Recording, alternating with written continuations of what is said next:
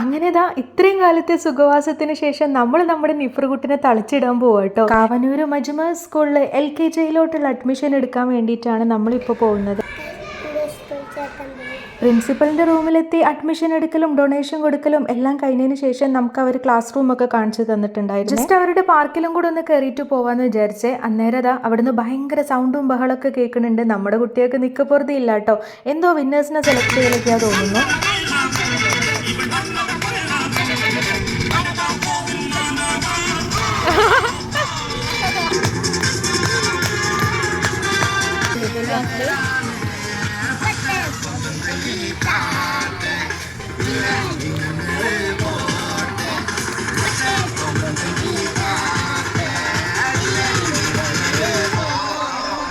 Admission എടുക്കാൻ പോയത് നമ്മുടെ മക്കൾ ഇത്രത്തോളം എൻജോയ് ചെയ്യുമെന്ന് ഒട്ടും എക്സ്പെക്ട് ചെയ്തില്ല കേട്ടോ. അപ്പം അത്രയൊക്കെ ഉള്ളൂ. നെക്സ്റ്റ് വീഡിയോയിൽ കാണാം.